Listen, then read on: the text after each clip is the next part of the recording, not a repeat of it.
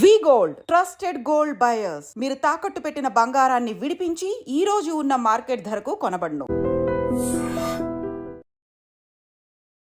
ముందు సేవ్ చేసి తర్వాత ఖర్చు పెట్టాలా పెద్దవాళ్ళు చెప్పినట్టు?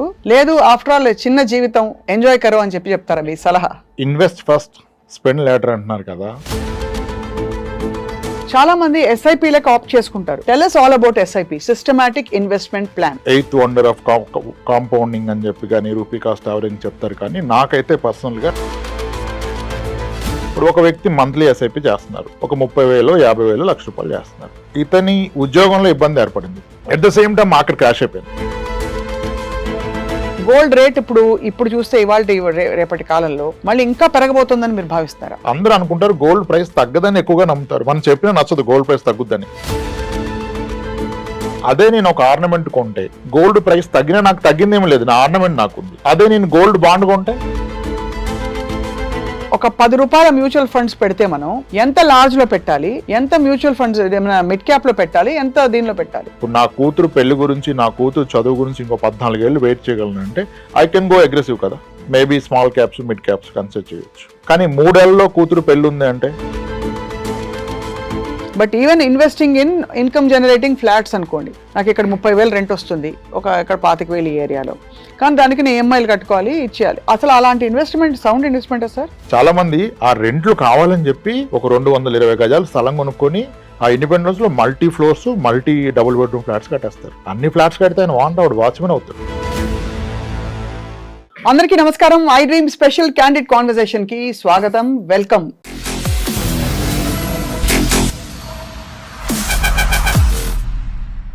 బేసికలీ డబ్బులంటే బాగా తాత్వికంగా ఉండే వాళ్ళకైనా సరే, లౌకికంగా ఉండే వాళ్ళకైనా సరే డబ్బు పట్ల ఒక విధమైన రెస్పెక్ట్, ఒక విధమైన ఇష్టం ఉంటుందన్నది ముమ్మాటికి నిజం. అందుకే ప్రతి పైసా ఎక్కడ పెట్టుబడి పెట్టినా, మన బీరువాలో దాచుకున్నా దాని వాల్యూ తగ్గకూడదని తపన పడిపోతూ ఉంటారు అందరూ.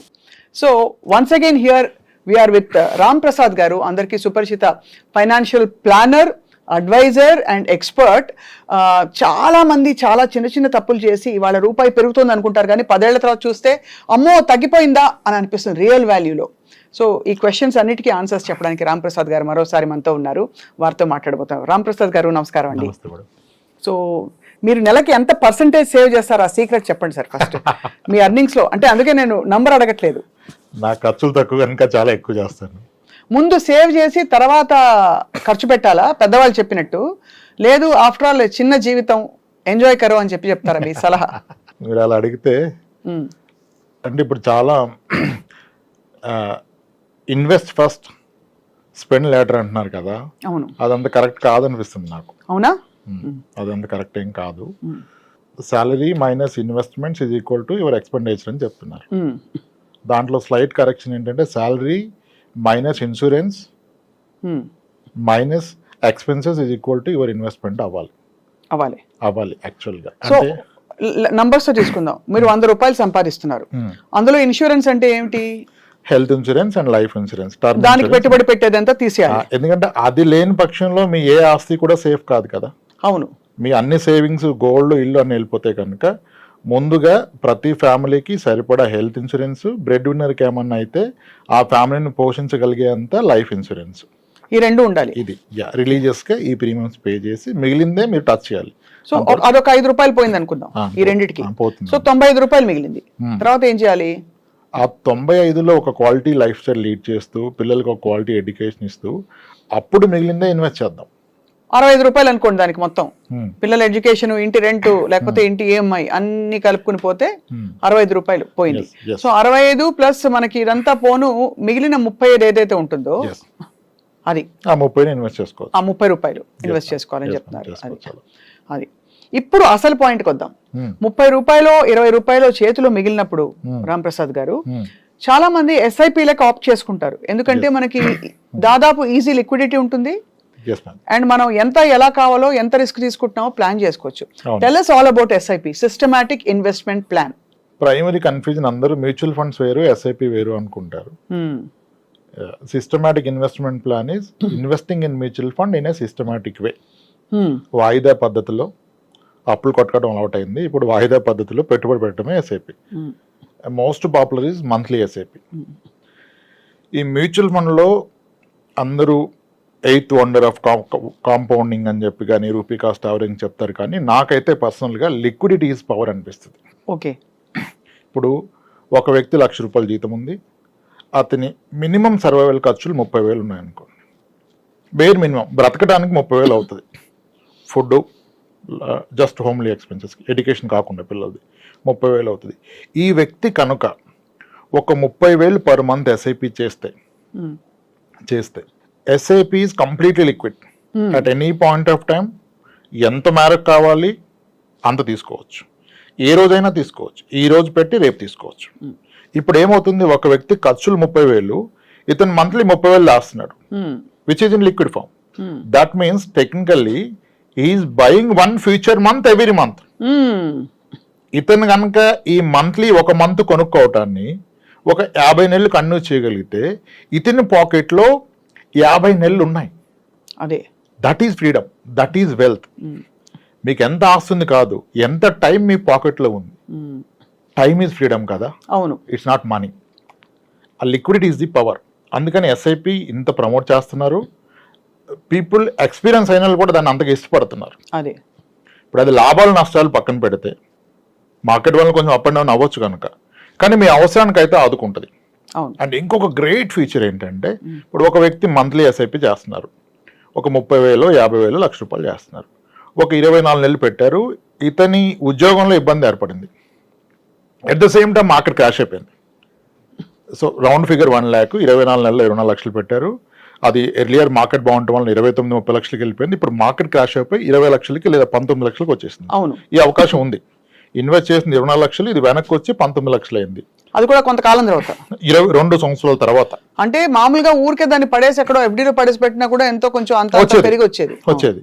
ఇప్పుడు ఈయన ఇక్కడ పెట్టడం వల్ల తగ్గింది. ఆ రోజు ఈయనకి ఇబ్బంది వస్తే, ఇబ్బంది ఎన్ని రోజులు ఉంటుంది, ఒక జాబ్ లో గ్యాప్ వస్తే మేబీ 6 months, మేబీ 8 months. అంటే ఇతనికి అవసరం యాక్చువల్గా 6 లక్షలు లేదా 8 లక్షలు లేదా నెలవారీ 1 లక్ష.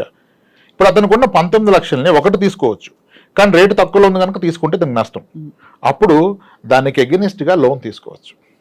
ఓహో, బంగారం మీద ఎలా లోన్ తీసుకున్నావు, మ్యూచువల్ ఫండ్లో కూడా అలానే లోన్ తీసుకోవచ్చు. అప్పుడు నేను నా ఇన్వెస్ట్మెంట్ డిస్టర్బ్ అవ్వట్లేదు.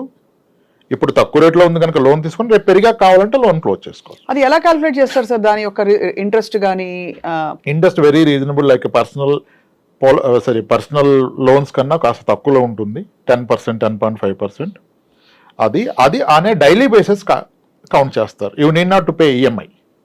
₹1,00,000 తీసుకుంటే రోజుకి ఇంత అని పే చేయాలి. ఎన్ని రోజులు వాడితే అన్ని రోజులకి కడతారు. ఓడి లోన్ లాగా, ఓవర్ డ్రాఫ్ట్ లోన్ ఇస్తారు కదా, అలా. అది కూడా చాలా గ్రేట్ ఫీచర్. మొత్తం అలా తీసేసుకోకుండా దాని మీద లోన్ తీసుకుని మళ్ళీ అది సహజ స్థితికి వచ్చి పెరిగాక అప్పుడు లోన్ క్లోజ్ చేసి విత్డ్రా చేసుకోవడం, కంటిన్యూ చేయడం చేయాలంటారు మీరు. ఆ నష్టంలో కూడా నష్టాన్ని మనం తీసుకోవట్లేదు. డబ్బు తగ్గిన మాట నిజం, ఆ తగ్గిన రేట్లో కొనట్లేదు కదా. ఇప్పుడు గోల్డ్ 7,000 గ్రాము కొన్నాను, రేపు 6,500 లేదా 6,000 అయింది. ఆ రోజు నాకు డబ్బు అవసరం ఉంటే నేను దాన్ని 6,000కి అమ్మితే నాకు నష్టం గ్రాముకు ₹1,000. అదే దాన్ని నేను లోన్లో పెట్టి తీసుకుంటే డబ్బు అంతే కదా. ఇంకోటి, ఈ లోన్ తీసుకునే క్రమంలో మనకి నార్మల్గా మనం లోన్ అనగానే పర్సనల్ లోను, హోమ్ లోన్ అంటే మీకు సిబిల్ ఉందా, ఇన్కమ్ ఉందా, ట్రాక్ రికార్డ్ ఎలా ఉంది అంటారు. ఇక్కడ ఏం అవసరం లేదు, నో సిబిల్, నో ఇన్కమ్. కరెక్టే కదా.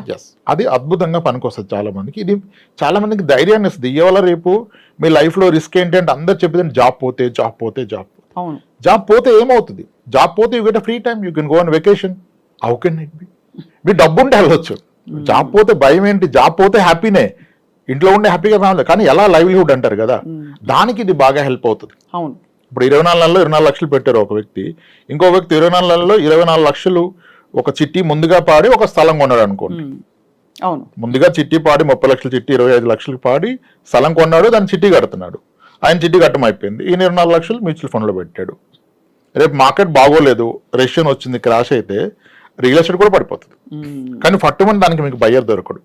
ఎక్కడో కొన్న స్థలం మీద మీకు లోన్ రాదు. అసలు రియల్ ఎస్టేట్ అంటేనే ఇప్పుడు భయం వేస్తుందండి బాబాయ్. లాస్ట్ టైం అంటే మామూలుగానే అసలే దాని టైటిల్ సరిగ్గా ఉన్నాయా అవన్నీ ఒకటి, రెండోది వెంటనే పోదు, చాలా కష్టం కాదు, ఎప్పటికీ పోదు. అది అదే అమ్మే వాళ్ళకి తెలుస్తుంది, పైన అమ్మనంత వరకు ధైర్యంగా ఉంటాం. అండ్ మనం ఏదో పడి అక్కడ దొరుకుతామా అంటే అది కాదు. ఏం చేసుకుంటాం? అదొక illiquid asset. It is not a usable asset. Non usable, non available, you need to carry it. అవును, చాలా మంది వీళ్ళు అమ్మలాక పిల్లకి అంటగడతారు, అవును, ఆస్తి ఇచ్చాం అనుకుంటారు, రేపు వాళ్ళు మనం తిరిగి తిడతారు, ఎందుకు ఇలా ఇచ్చావని. ఈ పోంది నాకెందుకు ఇచ్చావు, ఎవరు కాపలా కాస్తారు, ఎవరు చూస్తారు. సో ఇప్పుడు అర్థమైంది ఏంటంటే దట్ మనం లిక్విడ్ ఎంత దగ్గరగా లిక్విడ్ గా సేఫ్ గా పెట్టుకుంటే అంత బెటర్ అని. ఈ పాయింట్ లో సార్ ఇప్పుడు గోల్డ్ చాలా పెద్ద టాపిక్. ఇన్ఫాక్ట్ లాస్ట్ టైం మనం గోల్డ్ గురించి మాట్లాడితే పిచ్చి పిచ్చిగా చూసారు జనం. మళ్ళీ అడుగుతాను, గోల్డ్ బాండ్స్, గోల్డ్ రేట్ ఇప్పుడు చూస్తే ఇవాళ రేపటి కాలంలో మళ్ళీ ఇంకా పెరగబోతుందని మీరు భావిస్తారా? అంత ఈజీ కాదు మేడం గోల్డ్ ప్రెడిక్ట్ చేయటం. మనకి గోల్డ్ కి కోరిలేషన్ విత్ స్టాక్ మార్కెట్ అని, ఇన్ఫ్లేషన్ అని, వార్ సినారియోస్ అన్నీ చెప్పాం, కానీ మోస్ట్ ఆఫ్ ద టైం ఇది రాంగ్ అని ప్రూవ్ అయిపోతుంది. మార్కెట్ పెరిగినప్పుడు గోల్డ్ విపరీతంగా పెరిగింది. ఇప్పుడు మార్కెట్ అండ్ గోల్డ్ రెండు కరెక్షన్ వచ్చాయి. అవును కదా, యుఎస్లో ట్రంప్ ఎఫెక్ట్ అనుకున్నారు, gold price will come down అంటారు ట్రంప్ చేస్తే. India as a country gold import తగ్గితే country economy will become strong actually. అవును, our most burden is crude import and gold import. కానీ గోల్డ్ని మనం అంత ఈజీగా కంట్రోల్ చేయలేం ఇంపోర్ట్ని కదా. So gold price global parameters మీద ఎక్కువగా డిపెండ్ అయి ఉంటుంది బికాజ్ వీఆర్ ఇంపోర్టింగ్ కనుక. అయితే గోల్డ్ ప్రైస్ ఎలా తగ్గుద్దని పక్కన పెడితే తగ్గొచ్చు పెరగొచ్చు. అందరూ అనుకుంటారు గోల్డ్ ప్రైస్ తగ్గదని ఎక్కువగా నమ్ముతారు. మనం చెప్పినా నచ్చదు గోల్డ్ ప్రైస్ తగ్గుద్దని. పెరుగుద్ది అంటే హ్యాపీగా ఉంటారు. కానీ దేర్ ఆర్ సినారియోస్. గోల్డ్ 6 ఏళ్ల పాటు 8 ఏళ్ల పాటు ప్రైస్ పెరగడం పోగా తగ్గిన కేసులు చాలా ఉన్నాయి. మీరు చూస్తే 2012 నుంచి 2018 వరకు గోల్డ్ ఇంచుమించుగా 15-16% తగ్గింది. 32,000 10 గ్రామ్స్ ఉన్న గోల్డ్ అది 24,000-26,000 వెళ్ళిపోయి 2012 తర్వాత అలా పడిపోయి 2018లో మళ్ళీ 32,000 వచ్చింది. ఇది ఎవ్వరూ గ్రహించరు. ఇక్కడ ఎందుకు ఈ పాయింట్ చెప్తున్నానంటే, అదే నేను ఒక ఆర్నమెంట్ కొంటే గోల్డ్ ప్రైస్ తగ్గినా నాకు తగ్గిందేమీ లేదు, నా ఆర్నమెంట్ నాకుంది. అదే నేను గోల్డ్ బాండ్ కొంటే గోల్డ్ తగ్గితే నా రూపీ తగ్గిపోయింది. అవును, గోల్డ్ కాయిన్ కొన్నా తగ్గిపోయింది, ఎందుకంటే I'm not consuming it. Ornament gold కొడితే వేస్టేజ్ మేకింగ్ ఛార్జెస్ లో పోతుంది. ఎంత పోతుంది? 15, 18, 20. కానీ దాన్ని వేసుకోవడం వల్ల వచ్చే తృప్తి ముందు ఆ 18, 20 కొలలేం కదా అసలు. అట్లీస్ట్ ఆ తృప్తి అయినా వస్తుంది. అది వస్తుంది. అది వచ్చినప్పుడు తగ్గితే తగ్గినట్టు కాదు. హారం సైజ్ తగ్గదు, వడ్డానం ఏం తగ్గదు. అవును, కానీ అదే మీరు బాండ్ లో పెడితే మీ అమౌంట్ తగ్గిపోయింది. అవును, మీరు కాయిన్ కొంటే కాయిన్ వాల్యూ తగ్గిపోయింది. కాయిన్ మీరు వాడుకోలేరు. కాయిన్ డబ్బు దాన్ని కన్వర్ట్ చేస్తేనే కదా వాడతారు. అవును. సో కాబట్టి ఆర్నమెంట్ ఈజ్ బెస్ట్. ఆర్గ్యుమెంట్ ఏంటంటే వేస్టేజ్ మేకింగ్ అంటారు. అది లేని దేనికి షేప్ రాదు కదా. అంతే. ఇప్పుడు సార్, ఇప్పుడు ఇందాక మనం ఎస్ఐపిలు అంటే మ్యూచువల్ ఫండ్స్ గురించి మాట్లాడాం.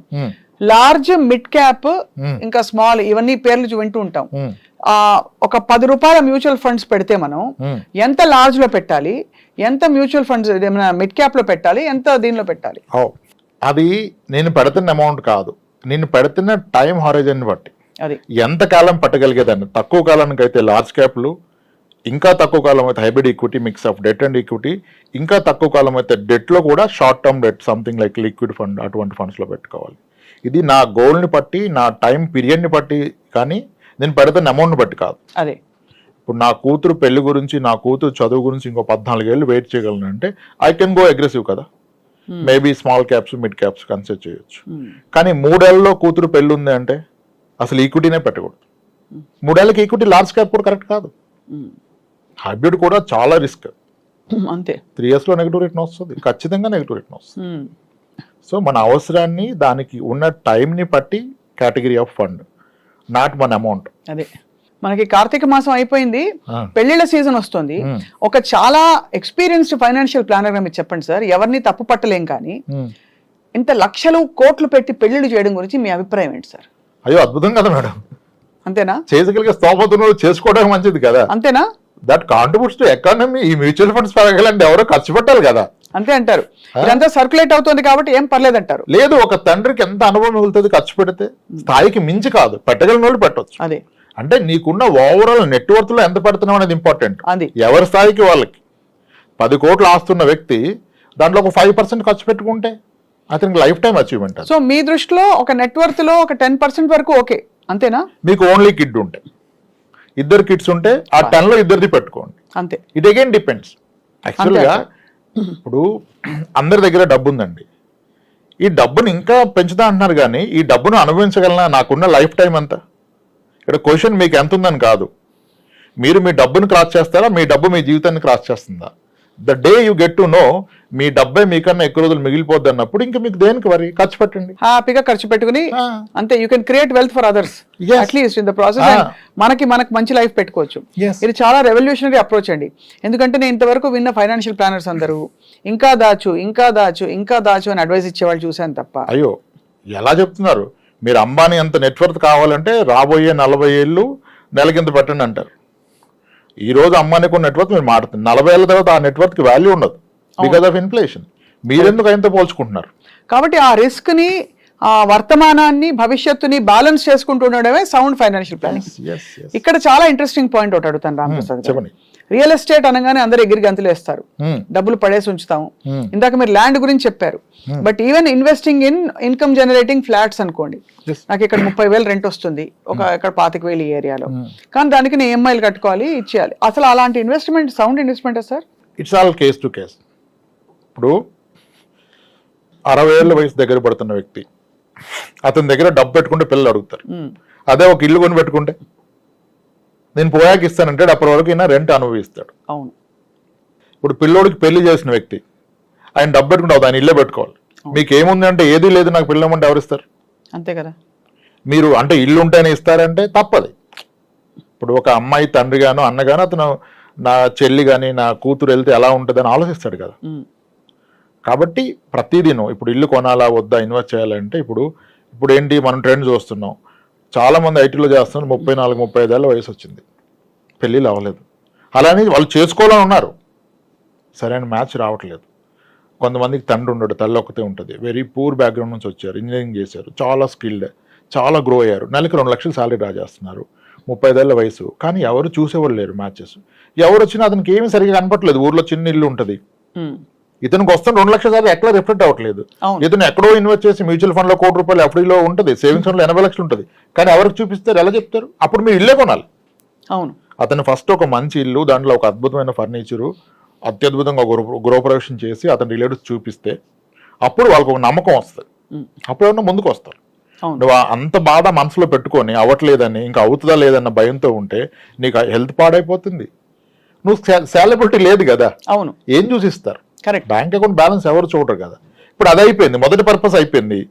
నేను చాలా మంది చెప్తాను, ఇన్వెస్ట్ చేస్తుంటే వద్దు ఆపేసేయండి, ముందు మీ మీద ఇన్వెస్ట్ చేసుకోండి, మంచి కారు కొనండి, మీ అమ్మగారికి పలానా నగలు చేపించండి, మీరు ఇల్లు కొని ఇంట్లో అద్భుతమైన ఫర్నిచర్ పెట్టండి, పెళ్లి చూపులు మీ ఇంట్లో పెట్టుకోండి, చూపించండి, తీరాలి, అవి ఉండాలి, తప్పే ఉంది కదా. అది చేశాక నేను ఇంకొక ఇల్లు కొంటానంటే అప్పుడు పెట్టుబడి పరంగా ఆలోచించాలి. నేను పెట్టే పెట్టుబడి ఎంత, నాకు వచ్చే రేట్ ఎంత. మొదటి ఇంటికి పెట్టుబడి కాదు, అది మీ కన్జంప్షన్. అవును. ఇలా అంటే ప్రతి వ్యక్తికి, ఇప్పుడు పెళ్లి కాని వ్యక్తి ఇల్లు కొంటే తప్ప అవ్వదు, వయసు దాటిపోయాక. సార్ ఇవాళ రోజుల్లో డబ్బులు చేతిలో ఫ్రీగా ఉంటే తప్ప 1.5 కోటి పెట్టందే ఒక మామూలు ఫ్లాట్ కూడా రావట్లేదు. అవునండి. అంటే ఒక ఇన్కమ్ జనరేటింగ్ ఫ్లాట్ రావట్లేదు. మిగతా చోటంతా 10,000-15,000 రెంట్, అది ఏ మూలకి పనికిరాదు. ఓ 40,000 రూపాయలు రెంట్ రావాలంటే 1.5 crores మినిమం పెట్టాలి కదా. మరి దానికి కనీసం ఎంత మధ్యతరగతి వాళ్ళు చూసుకుంటే కనీసం ఎంత పెట్టుబడి డౌన్ పేమెంట్ పెట్టినా ₹1 కోటి అయితే వాళ్ళు లోన్ తీసుకోక తప్పదు. అవును. సో మీకు వచ్చే రాబడి 40,000 రెంట్ వర్సెస్ మీరు ఇంట్రెస్ట్ ఎంత కడుతున్నారు EMI చూస్తే అది సరితూగుతుందా? ఇది చాలా బండ లెక్కలు అడిగాను నేను మిమ్మల్ని. లేదు, మీరు వేసింది మంచి లెక్క. ఇప్పుడు దీని మీద నడుస్తుంది, ఏమంటారు, fools build house, wise people live in that. Fools build houses, wise men live in them. Actually, if you see, sir, it's a beautiful thing. Except మనం మేకులు ఎక్కువ కొట్టుకొని పెయింటింగ్లు పెట్టుకోలేదనుకునే ఆంక్షలు ఉంటాయి తప్ప తలకాయ నొప్పి సార్ ఒక ఇంటిని భరించడం బియాండ్ వాట్ యు నీడ్ చెప్తున్నా. ఇక్కడ అంటే ఇప్పుడు ఏమంటారు అంటే ఇంత వడ్డీ కట్టడం అవసరమా, నీకు వస్తున్న రెంట్ కన్నా వడ్డీ ఎక్కువ అంటారు. కానీ మీరు ఇచ్చింది ఎగ్జాక్ట్ ఫిగర్ చెప్పారు. మీరు 1.5 crore ఫ్లాట్ హైదరాబాద్లో ఈరోజు ఒక గేటెడ్ కమ్యూనిటీలో ఉంటే మీకు 40,000 నుంచి 45,000 రెంట్ గ్యారంటీ. అవును. 45,000 రెంట్ గ్యారంటీ. ఈ రెంట్ ఎవ్రీ ఇయర్ 5% పెరగడం కూడా గ్యారంటీ. ఓకే. అవును. అంటే 10 years లో రెంట్ ఇంచుమించుగా డబుల్ అయిపోద్ది. అవును. రైట్. కానీ మీ EMI డబుల్ అవ్వదు, ఇది ఎవరు ఒప్పుకోరు. EMI పెరగదు, నిజానికి తగ్గుతుంది. అదేంటి రీసెంట్గా పెరిగిందంటే మీరు అబ్జర్వ్ చేస్తే ఇప్పటి నుంచి కాదు, 95 నుంచి హోమ్ లోన్ ఇంట్రెస్ట్ చూస్తూ రావాలి. 13% హోమ్ లోన్ ఇంట్రెస్ట్ ఉండేది, అలా తగ్గుతూ బిఫోర్ కోవిడ్ 6.97కి వెళ్ళిపోయింది. కోవిడ్లో అది 8.59కి వచ్చింది, ఇప్పుడు మళ్ళీ 8.6కి వచ్చింది. అంటే looking at the long term trend me home loan interest will go down, going further మళ్ళీ 7కో 6.9కో వచ్చేస్తుంది. అప్పుడు మీరు అదే ఈఎంఐ పే చేస్తే మీకు ఇంట్రెస్ట్ తగ్గింది కనుక మీరు తీసుకున్న 20 years loan tenure by default 16 years close అయిపోద్ది. అవును. ఆన్ ద అదర్ సైడ్ మీ rent will double in 10 years. Then EMI and rent is becoming equal in 10 years. Equal. And 10 years లో మీ ప్రాపర్టీ వాల్యూ కూడా డబుల్ అవుతుంది. So మీరు అనడం ఏంటంటే ఇలాంటివి పెట్టుకున్నప్పుడు వెంటనే కాదు రిటర్న్స్, ఓవర్ పడుతుంది. పీరియడ్ ఆఫ్ టైమ్ ఒక బ్రేక్ ఈవెన్ పాయింట్ అయ్యాక మీకు యాక్చువల్ రిటర్న్స్ రావడం మొదలెడతాయి. అవుతుంది. 10 years లో most of the apartments are become double. ఎవరు ఒప్పుకోరు, అపార్ట్మెంట్ డిప్రిషియేటింగ్ అసెట్ అంటారు. No, the fact is Hyderabad లో గత 40 ఏళ్ళుగా కొన్ని అపార్ట్మెంట్స్ ప్రతి 10 ఏళ్ళకి రెట్టింపు అవుతూ వచ్చింది. 20 years తగ్గిపోద్ది, 10 yearsకి ఏం లేదు. సోమాజిగూడలో క్రాంతి శిఖర ఒక అపార్ట్మెంట్ ఉంటుంది, 1987లో ₹1,00,000 లోపల అమ్మారు. ఎక్కడ డిప్రిషియేట్ అయింది? అదే కదా. శారదా స్టూడియో పక్కన కీర్తి అపార్ట్మెంట్ ఉంటుంది, లాల్ బంగ్లా ఎదురుగా దివ్యశక్తి అపార్ట్మెంట్ ఉంటుంది. ఇవన్నీ 1,00,000-2 లక్షలు కొన్న అపార్ట్మెంట్లు ఈరోజు 40 లక్షలు పైమాట, 60 లక్షలు పైమాట. అపార్ట్మెంట్ డిప్రిషియేషన్ లేదు, కానీ ఎవరు ఇది పూర్తిగా వినరు. డిప్రిషియేషన్ ఎవడు ఉండు, లీకేజు, రిపేరు, ల్యాండ్ అది అంటారు. అలా కాదే. నేను 10 ఏళ్ళకి రెట్టింపు అన్నాను, లేదు అంతకంటే చాలా ఎక్కువగా పెరిగాయి. అవును. 2002లో హబ్సిగూడ స్ట్రీట్ నెంబర్ 8 ఎంత 6 లక్షల రూపాయలు ఫ్లాట్, ఈ రోజు ఎంత? అంతే కదా, 60 లక్షలు. 10 రెట్లు పెరిగింది 22 ఏళ్లలో. మలేషియా టౌన్షిప్ ఎంతకు అమ్మారు? 17-18 లక్షలకి అమ్మారు. ఈ రోజు 1.5 crore పెరగదంటారు. సరే తగ్గింది ఎగ్జాంపుల్ చెప్పండి, దొరకదు. అందరూ అనుకుంటారు అపార్ట్మెంట్ పాత అయితే ఎవరో కొనరని. ఇక్కడ రియాలిటీ ఏంటంటే అపార్ట్మెంట్ పాత అయితే ఎవరో కొనరు కాదు, పాత అపార్ట్మెంట్ ఎవరు అమ్మరు. అవును. ఇంకో పెద్ద అపోహ ఏంటంటే 20 ఏళ్ళు దాటిన అపార్ట్మెంట్ 40 లక్షలకి వచ్చేస్తుంది కదా అంటాడు. ఫస్ట్ ఆయన కొన్నది 5 లక్షలకి, అది 40 అవ్వడం గొప్ప విషయం, అది ఒప్పుకోడు.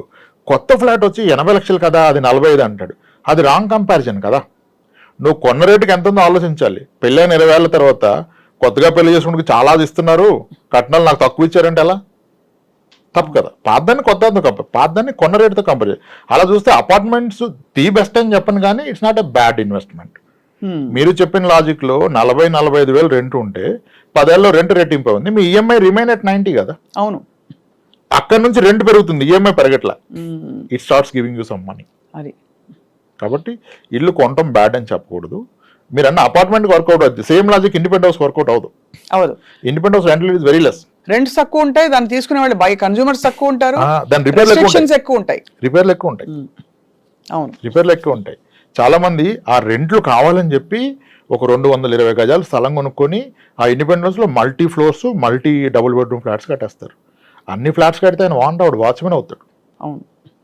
ఎంత టెన్షన్ అంతమంది టెనెంట్స్కి సర్వీస్ ఇవ్వాలంటే. పొద్దున్నే మోటార్ కాలిపోతే ఎవడు ఆ రోజు జాబ్ మానుకోవాలి?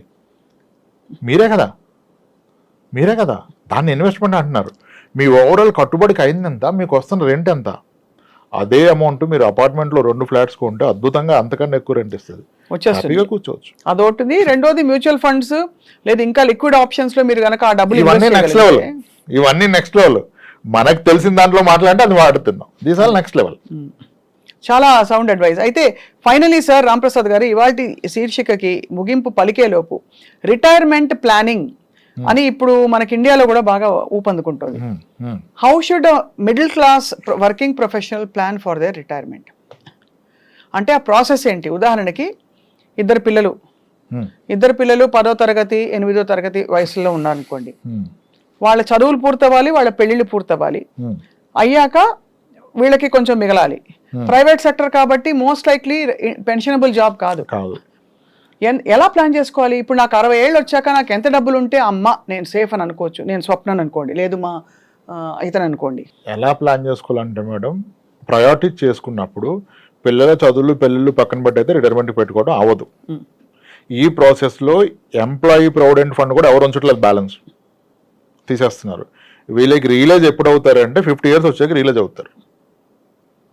అంటే మీకు రన్వేలో చాలా తక్కువ స్పేస్ ఉంటుంది, you need to take off.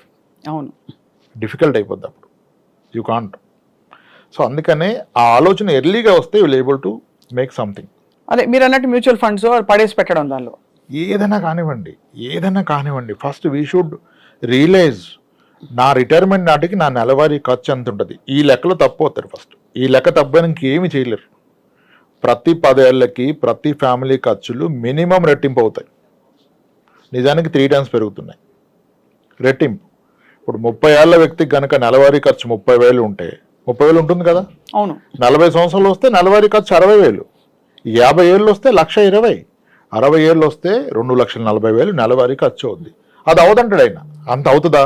అంత అయితే ఎవరిని బ్రతుకుతారా అంటాడు. అది అంత అవుతుందో లేదో మీ నాన్నగారు 30 yearsకి ఎంత అయింది, ఇప్పుడు 60,000 ఎంత అవుతుందో చూడు తెలిసిపోద్ది. సో ఇవాళ నా ఖర్చులు చూసుకుని నేను ఒక 20 ఏళ్ల తర్వాత నాకు ఎంత కావాలో చూసుకోవాలి. 4 రెట్లు 4 రెట్లు చూసుకోవాలి. ఆ 4 రెట్లు ఇచ్చే సాధనం ఏముంది? 4 రెట్లు ఉంటుందా సార్? ఖచ్చితంగా అంతకంటే ఎక్కువ ఉంటుంది. సో ఇవాళ ఫర్ ఎగ్జాంపుల్ ఇవాళ ఒక 60,000 ఖర్చు పెడితే నేను నెలకి నాకు 2,40,000 కావాల్సి ఉంటుంది. ఖచ్చితంగా కావాల్సింది. అది లోయర్ సైడ్, అది సరిపడదు నిజానికి. నమ్మరని అబద్ధం చెప్పినట్టు అయిపోయింది పరిస్థితి. 30 ఏళ్ల క్రితం సరాసరి 1,000 రూపాయల్లో చాలా అద్భుతంగా బ్రతికేవాళ్ళు. ఈ రోజు 30,000 లేకుండా బ్రతకగలరా? అంటే ఆ రోజు నెలకి ఎంత అయిందో ఇప్పుడు రోజుకి అంత అవుతుంది. This is inflation. అండ్ మీ లెక్కలో నెలవారీ ఖర్చు ఈజ్ ఈక్వల్ టు అప్పుడు పిల్లల బాధ్యతలు అవి ఉండవు కాబట్టి ఒకటి మన ఇంటి ఫుడ్ ఖర్చు, మనకి ఇంటి ఈఎంఐ ఉండకూడదు. అంటే ఒక సొంత ఇల్లు ఏదో ఒక ఇది ఉండాలి, ప్లస్ మెడికల్ ఖర్చులు, ప్లస్ ఇంకేమన్నా నేను అదనంగా పెట్టుకునే ఇంకా ట్రావెలింగ్ వాట్ ఎవర్ అవి ఇవి పెట్టుకుంటే అది లెక్క చేసి ఒక 50,000 అయింది అనుకోండి అది నెలకి ఒక మనిషికి. అది మనకి 60 ఏళ్ళకి 40 ఏళ్ళకి 50,000 ఉంటే 2 లక్షలు అవుతుంది. అది 2 లక్షలు ఖచ్చితంగా అవుతుంది. ఖచ్చితంగా అవుతుంది.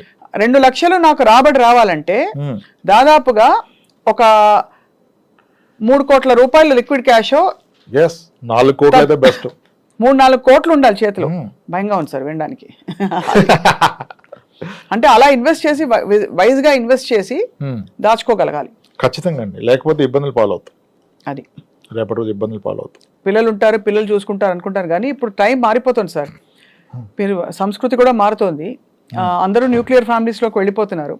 పిల్లలు కొంత బాధ్యత తీసుకున్నా కూడా ఇండిపెండెంట్గా ఉండడానికి ఈ జనరేషన్ అలా ఉంది. పేరెంట్స్ ఎక్కువ మేము చూసుకోగలుగుతాం అనే టైప్లోనే ఉన్నారు చాలా మంది.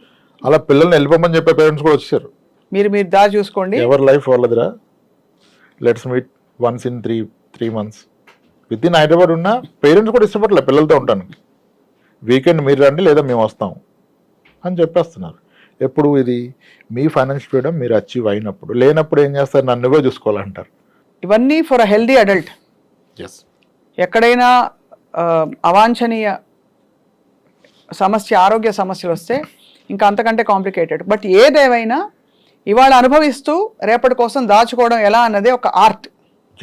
అటువంటి ఆర్ట్కి మీలాంటి అడ్వైజర్స్ ఉంటారు కాబట్టి ఇంకా డౌట్లు ఉంటే రాంప్రసాద్ గారు మిమ్మల్ని సంప్రదిస్తారు. మా వ్యూవర్స్ చాలా బాగా చెప్పారు sir. Thank you so much. నా ఫేవరెట్ సబ్జెక్ట్ ఇది. నేను కూడా ఫైనాన్స్ స్టూడెంట్ని కాబట్టి అనుకోకుండా మీరు ఇవాళ మిమ్మల్ని ఇంటర్వ్యూ చేయడం చాలా సంతోషం వేసింది. రైట్ అండి, థ్యాంక్స్.